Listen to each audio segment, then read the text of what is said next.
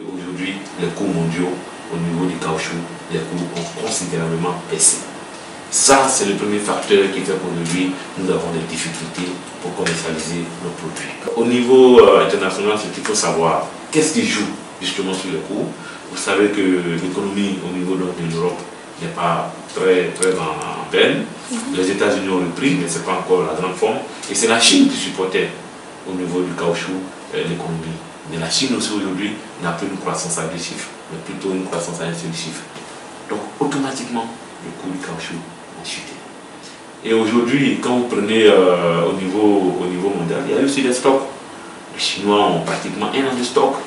Tout ça impacte, c'est l'offre et la demande. Donc automatiquement, si l'offre est abondante et que la demande est faible, les prix chutent. Maintenant, au niveau national. Au niveau national, il y a une structure de prix qui est établie depuis belle lurette. C'est à partir de cette structure de prix que le prix aux paysans est fixé.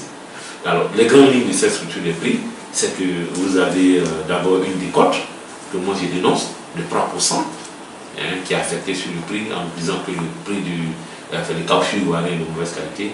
Nous pensons que ce n'est pas d'actualité. Donc, il y a la décote de 3% qui est appliquée au prix. Ensuite, il y a ce qu'on appelle le DFC, le taux d'humidité dans le caoutchouc. On suppose que le caoutchouc que le planteur vend, vous avez environ 40% d'eau. Donc, le prix du caoutchouc est ramené à 60% au planteur. Vous avez un prélèvement de 6 francs par kilo reversé donc au FICA. Vous avez 0,5 francs par kilo pour le fonctionnement donc, de la pommade, qui est en quelque sorte la fêtière de l'organisation. Donc en tout, le planteur se retrouve avec 8 francs, 6 francs plus 2 francs, vous avez 8 francs et demi par mois qu'on prélève donc sur le revenu du planteur.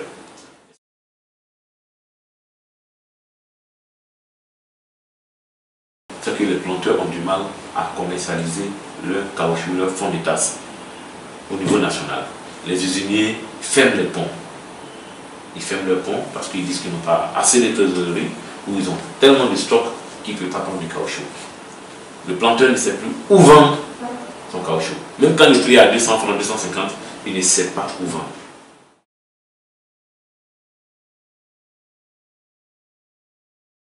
Mais nous, ce que nous souhaiterions, c'est que le prix soit modulé, même les prélèvements soient modulés en fonction du prix.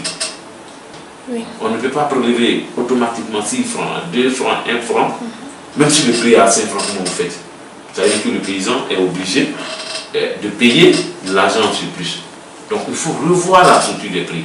Aujourd'hui, ce qui est important pour les planteurs, il faut revoir la structure des prix au niveau. Et la première des choses, c'est d'ouvrir l'exportation. Permettre aux coopératives